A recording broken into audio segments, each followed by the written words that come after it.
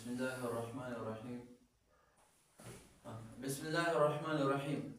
ګوره محترمو، کله چې ماشوم تاسو د ماضي په معنی باندې پوهې کړو نو دی به بیا دې ته اوس راوړي چې ګورئ بچي د دې ماضي چې کوم دی نو د دې څه دي 12 صیغې 14 صیغې دي د ماضي. په دې 14 صیغو کې چې کوم دی نو لومبې به په دې باندې پوهې کړو چې بچي دا لومبنۍ 3 صیغې چې کوم دی نو دا د څه لپاره راځي؟ دا د مذکر غایب لپاره راځي. بیا ورپسې دا 3 صیغې چې کوم دی نو دا د مؤنث غایب لپاره راځي. دا شپږ صیغې چې کوم دی نو دا ټولې څه دي؟ دا چې کوم دی نو دا غایب دي. دا شپږ صیغې دا چې کوم دی نو ټولې د غایب دي.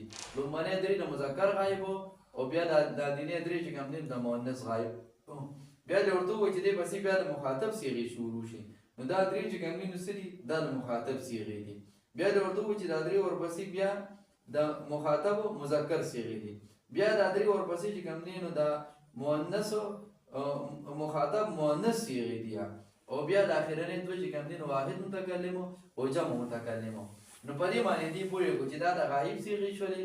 د غایب معنی به څه سره کې دخله داخل شي هغه یو کس، دخله داخل شي هغې دوه کسانو، دخلو داخل شي هغې ټول کسانو، او دخلت داخل شي هغه یو کسه، او دخلته داخل شي وي هغې دوه کسې دوه زنانه، داخلنا داخل شي هغې ټولې زنانه، داخلته داخل شوي ته یو کسو، داخلتما داخل شوي تاسو دوه کسانو، داخلتم داخل شوي تاسو ټول کسانو.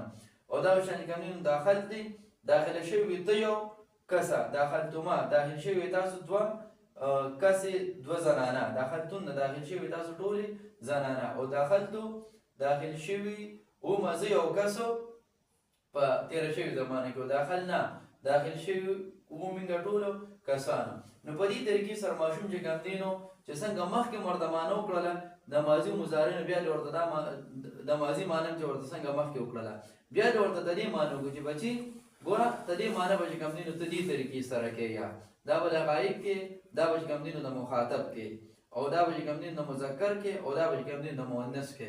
بیا د هغې نه بس موږ څه وکړو په دې باندې چې کوم دی نو ماشوم هغه دې پوه کړو چې کله ماشوم په دې کې روان شلو او ته دا وپېژندلو نو د هغې نه پس بیا ماشوم موږ څه ته راولي وه ماشوم دې موږ راولي ورته ووایي چې بچې ګورئ د دې دغه چې کوم دی نو ماضي د فعل ماضي چې کوم دی نو 14 صیغې دي.